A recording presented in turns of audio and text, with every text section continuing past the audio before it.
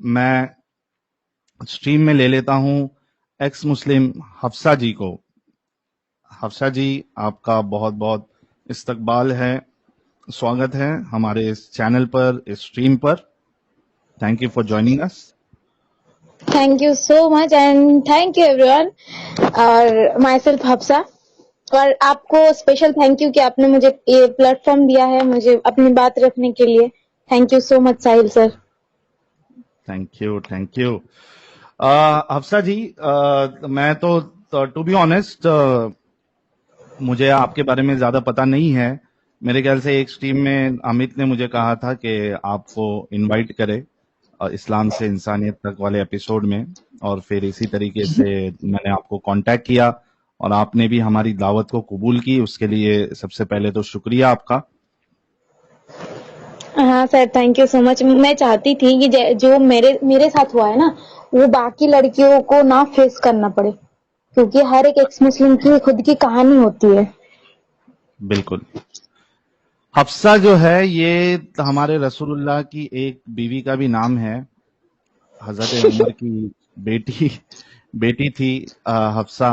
और एक आयत जो है वो हफ्सा हजरत हफ्सा के वजह से ही उतर गई कुरान में। सूरह तहरीम की आयत नंबर 1, जहां पे अल्लाह कहता है कि ए रसूल, आप अपने ऊपर उस चीज को हराम कैसे कर सकते हैं जिसको अल्लाह ने हलाल की है। तो वाकया ये था। इसमें एक्चुअली दो वाकया आते हैं, लेकिन ये वाला जो वाकया है हफ्सा वाला, इसको मोमिन लोग शर्माते हैं बोलने के लिए। लेकिन जो तफसीरदान है, तफसीर लिखने वाले हैं, उन्होंने तो लिख दिया। अब तुम लाख उसको तो बचने की, उससे जान छुड़ाने की कोशिश करो, लेकिन जो वाकया दर्ज दर्ज हो गया है वो तो हो गया है। हुआ ये था कि मारिया कित्तिया, जो कि रसूलुल्लाह की बांदी है, बांदी मुबारक, तो वो हफ्सा जो है वो उनका घर था। रसूलुल्लाह ने हफ्सा को शायद अपने डैडी के वहां भेजा, हजरत उमर के पास। और वही हजरत उमर जो हजरत सौदा को सुकून से पॉटी मुबारक भी करने नहीं जाने देते थे। तो वो उन्हीं की बेटी, वो रसूलुल्लाह ने उनको भेजा और हफ्सा के जो घर में, उनके बेड में मारिया किप्तिया के साथ हम बिस्तरी की। तो वो हफ्सा आ गई वहां पे, तो हफ्सा ने तब पकड़ लिया। तो वहां पे रसूलुल्लाह ने हफ्सा से कहा कि यार आप प्लीज ये बात किसी को ना बताए। तो अब हफ्सा ने क्या किया, वो बात जाके हजरत आयशा को भी बता दिया। और हजरत आयशा तो आपको पता है कितनी छोटी अम्मी हमारी सबकी, उम्मत मुस्लिमा की अम्मी है। तो हजरत छोटी अम्मी ने, उनका एटीट्यूड रसूलुल्लाह को पता था। तो रसूलुल्लाह ने फिर वो कहा कि भाई अब से मैं फिर ये काम नहीं करूंगा मारिया किप्तिया के साथ। हालांकि इस्लाम इसकी इजाजत देता है कि आप जो है वो लौंडी के साथ, गुलाम के साथ, बांदी के साथ आप हम बिस्तरी कर सकते हैं, सेक्स कर सकते हैं। तो ये हलाल चीज थी। अब रसूलुल्लाह ने उसको अपने ऊपर हराम कर लिया, तो अल्लाह ने कुरान में आयत उतार दी कि बीवियों को खुश करने के लिए इस तरीके की चीज आप नहीं कर सकते हो। क्या डर है आपको कि आपकी बीवियां नाराज हो जाएंगी? उसका टेंशन नहीं लेने का। जो हलाल है हलाल है, बीवी राजी हो या नाराज हो, इससे फर्क नहीं पड़ता। तो खैर बात मैं ही बोलते रहूंगा तो जो हमारी मेहमान है उनको बोलने का मौका नहीं मिलेगा। तो अफसा जी, जैसे कि आप जानती हैं कि जो इस एपिसोड में, इस सीरीज में आता है, उनसे हम जानने की कोशिश करते हैं कि भाई इस्लाम तक की आपकी क्या कहानी है। जब तक अब इस्लाम में थी कितना कुछ फॉलो करती थी, क्या घराना था, रिलीजियस था, नॉन रिलीजियस था, कितना आप फॉलो करती थी। और कोशिश करिएगा कोई भी ऐसी डिटेल्स ना बताए आप जिससे आपकी आइडेंटिटी रिवील हो जाए। प्लीज गो अहेड अफसा जी। हाँ, तो मैं एक सुन्नी घराने से बिलोंग करती हूँ और मेरी फैमिली भी कट्टर ही है। तो इस बात का मुझे डर है, इसलिए मैं शायद बहुत ज्यादा कुछ अपने बारे में नहीं बोल सकती, लेकिन मेरी जर्नी के बारे में मैं खुल के बता सकती हूँ। बिल्कुल, प्लीज गो अहेड। हाँ, तो मैं मानती थी इतना कि मैं पहले से हमारे दिमाग में ना ये घुसा दिया जाता है कि जो इस्लाम है इसका मतलब ही पीसफुल है। हम किसी पे कोई गलत चीज नहीं कर सकते, हम किसी और के साथ गलत काम नहीं कर सकते, हमें पीसफुल रहना चाहिए। हमें मतलब भाईचारा की बात नहीं सिखाई जाती थी, बस इतना सिखाया जाता था कि हमें पीसफुल रहना अपने में। और दूसरी चीज ये सिखाया जाता था कि जो मतलब बाकी जो है हमारे यहाँ पे ना, मतलब हम जहाँ पे रहते हैं वहां पे क्रिश्चियन नहीं थे, एक भी नहीं था, एक भी घर यहाँ पे क्रिश्चियन नहीं था, हिंदू और मुस्लिम था। तो मुझे सिखाया जाता था मतलब मेरे घर पे कि जो हिंदू होते हैं वो लोग शिर्क करते हैं और हम्म। ये सबसे बड़ी गुनाह है। तो वो लोग काफिर है, तुम अगर उनसे दोस्ती रखोगे तो तुम भी जहन्नम में जाओगे, तो हम्म। तुम्हें नहीं रखना, उन लोगों से बात मत करो। तो हम बहुत ज्यादा बात नहीं करते थे उन लोगों से, लेकिन स्कूल में अब पढ़ते थे, ठीक है, तो स्कूल में पढ़ते थे तो वहां पे तो सब जाते, तो हमारे स्कूल में ना हमें वही भाईचारा वाली बात सिखाई जाती थी, सेकुलरिज्म वही। तो वहां पे ना थोड़ा बहुत हेल्प के लिए वहां पे बात कर लेते थे, लेकिन घर पे अगर किसी को पता चले कि हाँ बात कर लिए तो घर पे थोड़ा बहुत झगड़ा हो जाता था। जैसे और एक चीज है कि बुरखे के लिए मैंने बहुत बार मार भी खाई है, कि मैं कभी नहीं पहनी तो बहुत बार मार भी खाई है। हमें ना बचपन आपको से जब पसंद तक नहीं था हमारा क्या एज, बुर्का? हाँ मैं पहनती थी। मतलब आपको पसंद नहीं था क्या? मार क्यों खाया? नहीं नहीं पहनने पसंद था, थे? वो जबरदस्ती वाला पहनना पड़ता था। अच्छा, अरे लेकिन आप तो क्वीन है आप। और वो क्या क्या कहते हैं उसको, अगर चॉकलेट जो है या टॉफी जो है वो बिना पेपर के अगर रहे तो फिर मक्खियां आती है, उसमें चींटी आ जाती है, और वो इस वजह से उसको ढक के रखना चाहिए। तो आपको ये लॉजिक समझ में नहीं आया था कि ये आपकी सेफ्टी के लिए है? आपको पसंद क्यों नहीं था बुर्का? हाँ सर, वो भी मैं बताऊंगी आगे जाके।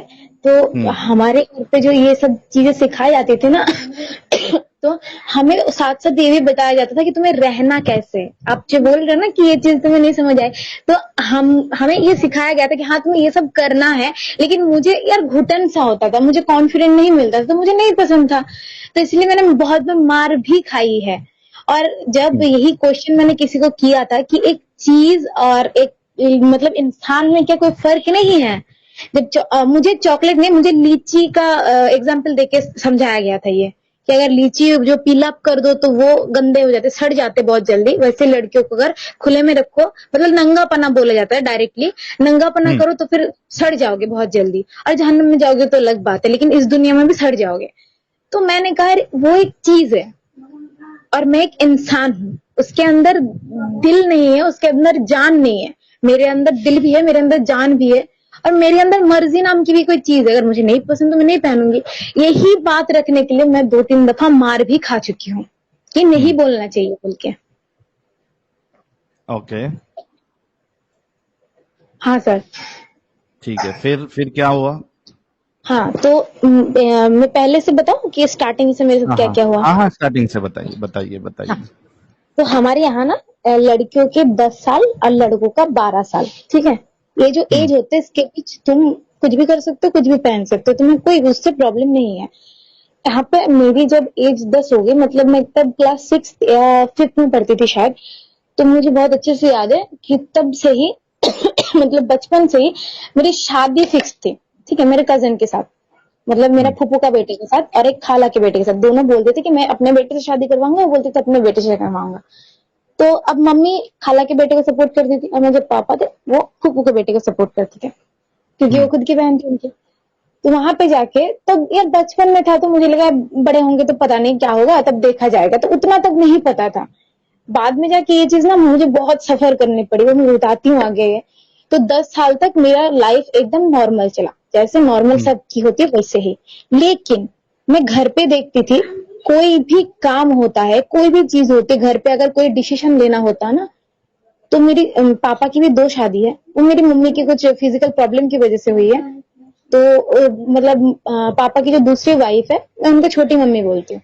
तो हुँ। छोटी मम्मी को ना अपने बात नहीं रखने दिया जाता था कि तुम डिसीजन नहीं ले सकती हो, जो भी डिसीजन लेंगे घर के मर्द लेंगे, मतलब मेरे पापा लेंगे, ठीक है। तो ये पहले से फिक्स था। तो जी। इसमें मुझे थोड़ा बहुत लगता था यार ऐसा नहीं करना चाहिए, लड़का लड़की तो बराबर है, हमें तो स्कूल में यही सिखाया जाता है, यार यहाँ पे क्यों नहीं। तो मैं क्वेश्चन तब नहीं उठा पाती थी, उतना हक नहीं था हमें कि क्वेश्चन उठाओ, तुम दीन के ऊपर क्वेश्चन उठा रहे गुस्तखी कर दोगे, ऐसी वाली बात थी, तो हम नहीं उठाते थे। तो इसके बाद जब थोड़ी सी बड़ी हुई तो पापा ने जबरदस्ती बोले कि नहीं अभी तुम्हें हिजाब पहनना पड़ेगा, बुर्खा पहनना पड़ेगा बाहर जाओ तो। और बाहर मतलब हमें सिर्फ स्कूल और ट्यूशन के लिए भेजा जाता था, ठीक है।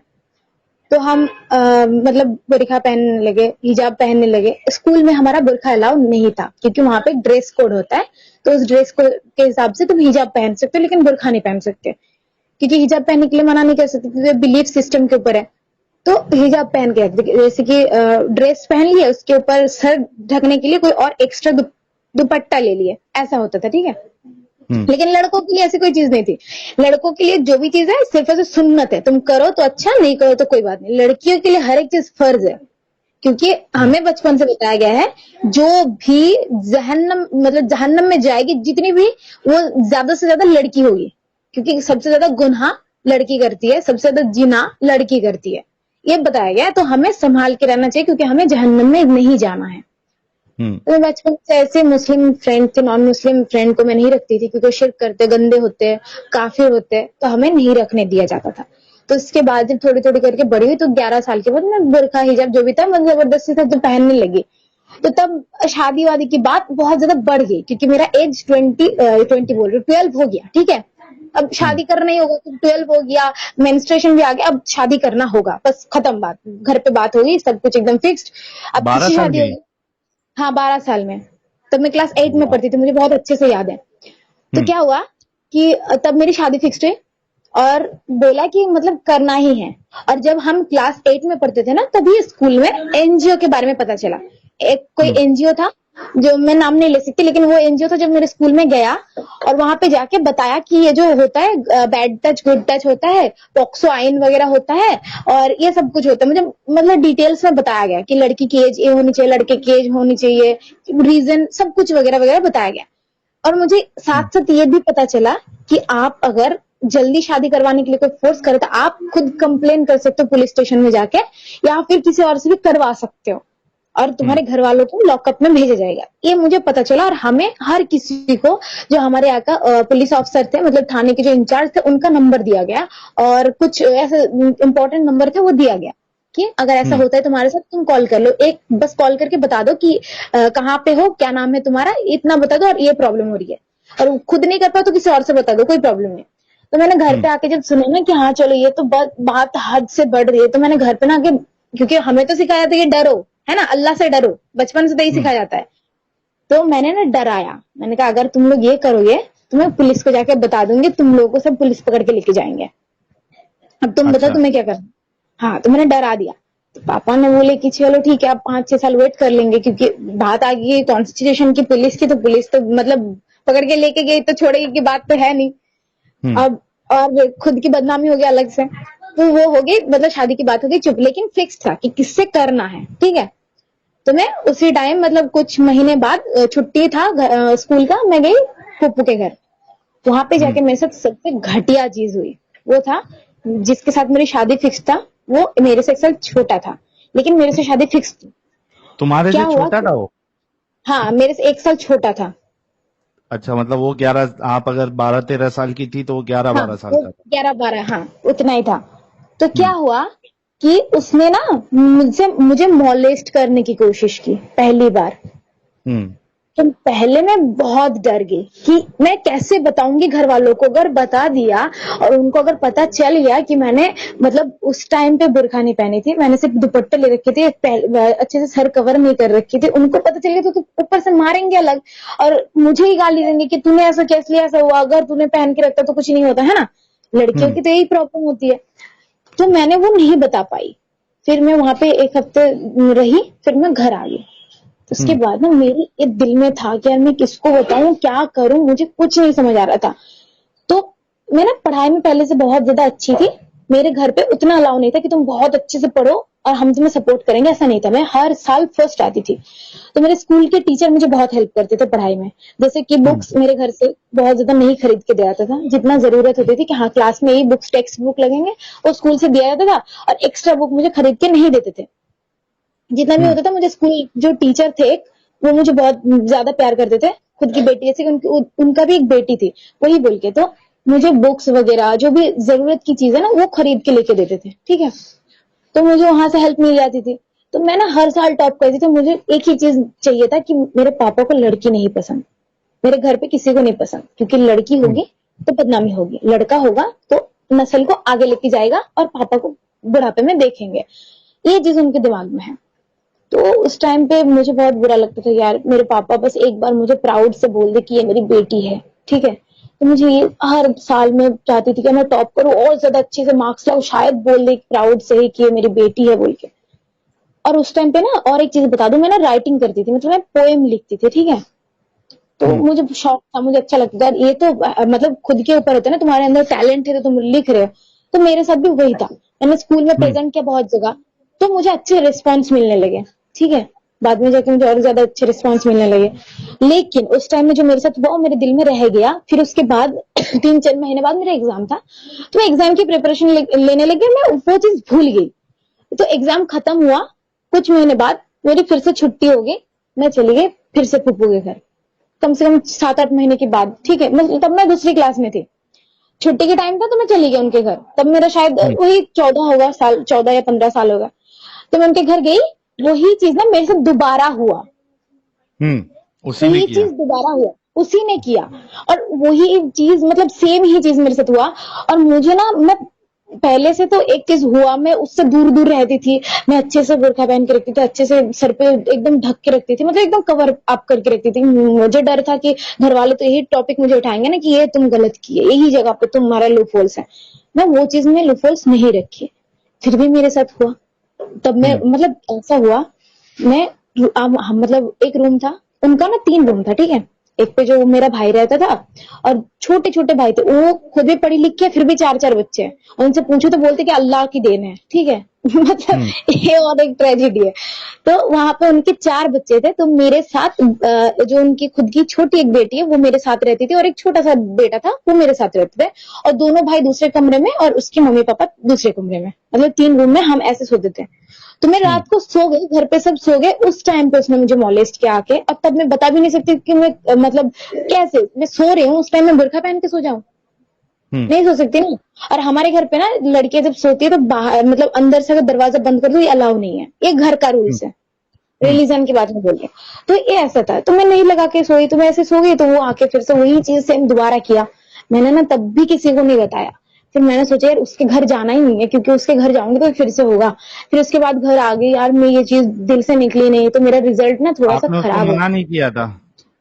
मना तो बहुत बार किए, उसको बोले कि हम ना घर पे बता देंगे, वो बोला कि मेरे तेरे से शादी फिक्स्ड है, घर पे अगर बता भी दे तो कुछ नहीं होगा।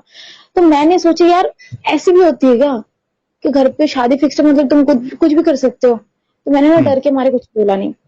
और उसके बाद जब तीसरी बार मतलब कम से कम 1-2 साल तक मैं गई ही नहीं उसके घर, मुझे इतना डर था।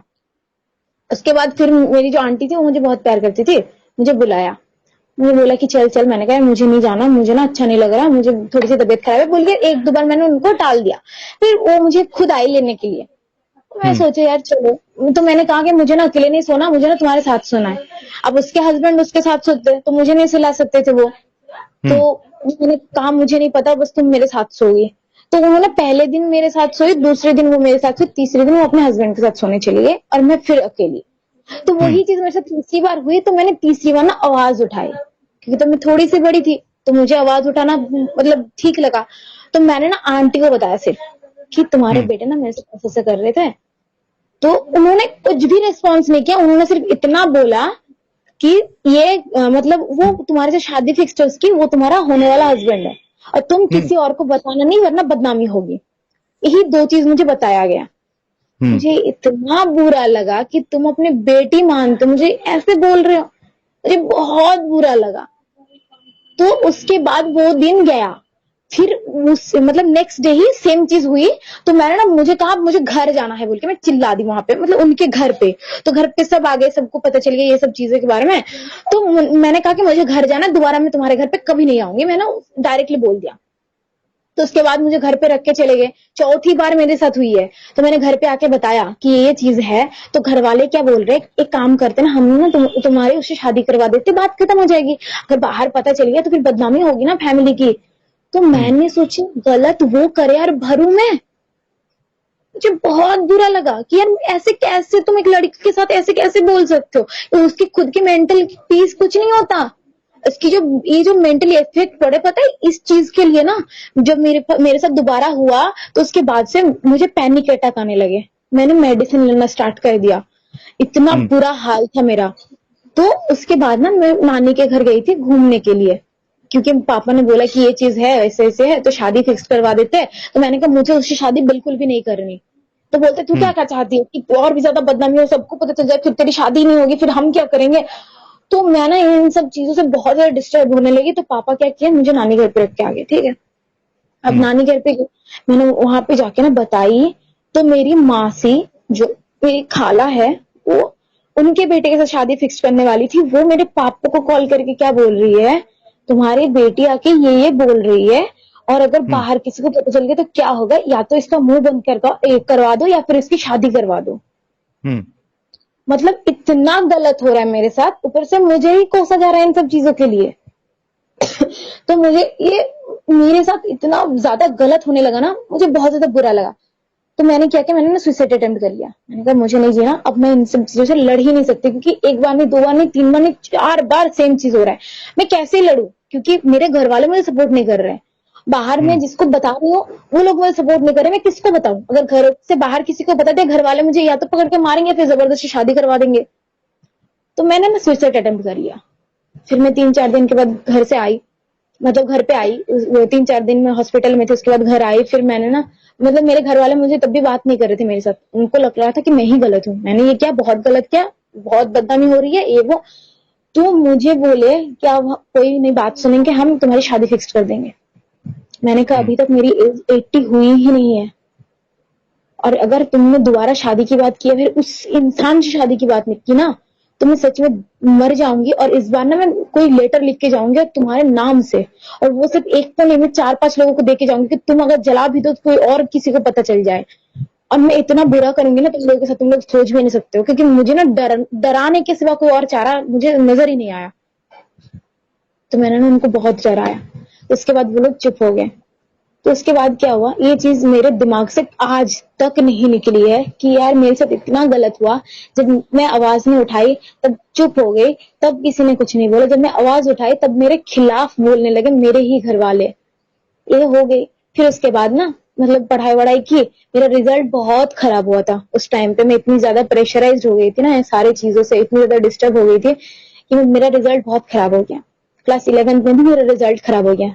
तो मेरा क्लास 12 में ऐसा फोकस था कि अब मुझे थोड़ी सी अच्छी पढ़ाई करनी है, मुझे थोड़ा सा अच्छा रिजल्ट तो करना ही है, क्योंकि अगर मुझे अच्छे कॉलेज में जाना है तो फिर मुझे पढ़ाई करनी होगी। तो मैंने पढ़ाई वढ़ाई की। फिर उसके बाद ना जनरल जैसे कॉलेज होता है उसमें एडमिशन दिलाया गया कि मुझे शादी करवाने बोल के, क्योंकि शादी करवाना है तो लड़की थोड़ी पढ़ी लिखी होती है तो मतलब जल्दी शादी होता है, और दूसरी चीज अच्छे लड़के मिल जाते हैं, ठीक है। तो शादी दोबारा होने लगी, 18 साल हो गई है मेरी। अब मैं कंप्लेन करूं तो कैसे करूं, क्योंकि हमें नहीं पता था कि तब उस टाइम पे नहीं पता था कि कंप्लेन करो तो तुम मर्जी के खिलाफ शादी कर रहे हो बोल के तुम कंप्लेन कर सकते हो। तो 18 साल हो गई है, अब शादी की बात फिर से हो रही है, मैं कॉलेज में हूँ।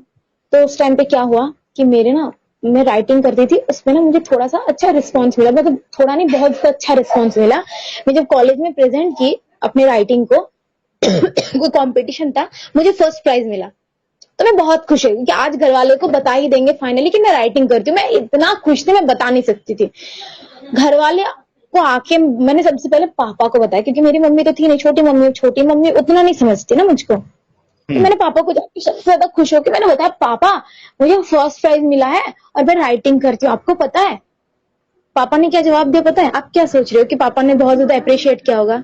पापा ने मुझे बोला अगर तुम राइटिंग करोगी ना तो तुम मतलब नास्तिक बन जाओगी। और मैं पर्टिकुलर एक राइटर थी जो मुझे बहुत पर्सनली पसंद थी, वो था तस्लीमा नसरीन, क्योंकि वो रिलीजन से बेस से निकल के आई थी, तो मुझे वो पसंद थी तस्लीमा नसरीन।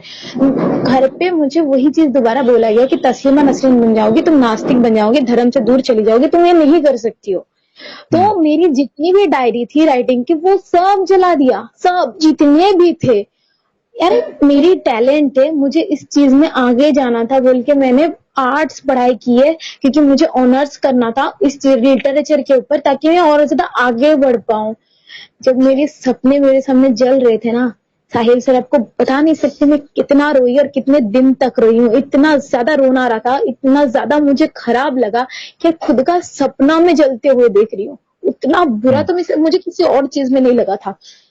तो उस टाइम पे मैं बहुत ज्यादा टूट गई कि यार ऐसे कैसे कर सकते, तुम लोग फैमिली हो मेरे, तुम अप्रिशिएट नहीं कर सकते ठीक है, लेकिन इतना गलत तो नहीं कर सकते ना तुम लोग मेरे साथ। तो मैंने उनको बोला कि मैं शादी कर लूंगी एक ही शर्त पे, अगर मुझे पढ़ाई कंप्लीट करने दो तो, क्योंकि मुझे ना मतलब क्या बोलते हैं नर्सिंग करना था, ठीक है। तो घर वाले ने बोला कि ठीक है कर लो, लेकिन बस 1 साल के लिए। मैंने कहा 1 साल के बोल रहे 3 साल के लिए करने तो दो। तो पापा ने बोला कि मैं 1 साल के पैसे दूंगा, उसके बाद मैं नहीं दूंगा, अगर तुम उसके बाद कर सकते हो तो कर लो। तो मैंने सोचा कि स्कॉलरशिप मिल जाएगी तो थोड़ी सी हेल्प हो जाएगी, शायद मैं कर सकती हूँ। तो मैंने ना पापा से बोल के जबरदस्ती करके थोड़ा मतलब थोड़ी बहुत कलेश हुई, ऐसे नहीं कि पापा बहुत जल्दी मान गया, ऐसा कुछ नहीं हुआ।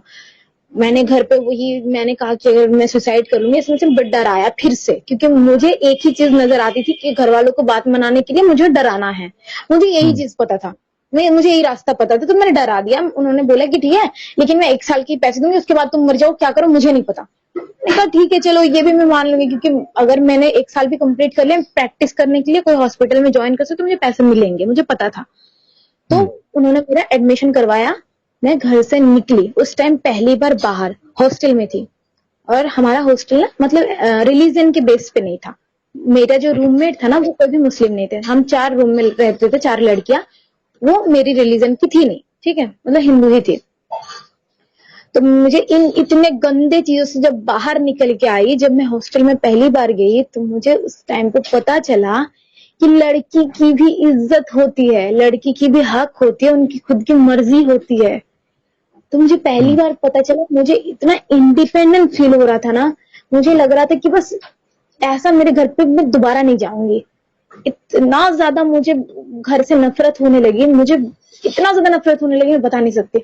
तो उस टाइम पे ना मुझे एक चीज फील हुई, यार इंसान इतने गलत क्यों कर सकते हैं, क्यों। और मैं 5 वक्त की नमाज पढ़ने लगी, मतलब पढ़ती थी, वो लड़की 5 वक्त की नमाज पढ़ना बंद कर दिया, सिर्फ और सिर्फ इसलिए क्योंकि इसमें ना हक नहीं है, लड़कियों के लिए कुछ भी नहीं है। हमें हमेशा पाबंदी में रखा जाता है, एनवलप में पैक करके, बुरखे में पैक करके, ये बोल के कि अगर तुम पहले बात तो घर वाले, दूसरी बात हस्बैंड की बात मानोगे तो ही जन्नत में जाओगे, और अगर अल्लाह रसूलुल्लाह के अंधाधुन फॉलो करोगे, अगर तुम कुरान को रट्टा मार के पढ़ोगे तो तुम जन्नत में जा सकते हो। ये बताया जाता है हमें। इस्लाम के बारे में सिर्फ इतना बताया जा सकता है कि इस्लाम सबसे अच्छा खूबसूरत एक मजहब है, जिससे खूबसूरत कोई और चीज हो ही नहीं सकता। अल्लाह के ऊपर कोई भी नहीं है, रसूलुल्लाह के ऊपर कोई भी नहीं है, और इन लोगों के साथ हम किसी और को कंपेयर नहीं कर सकते।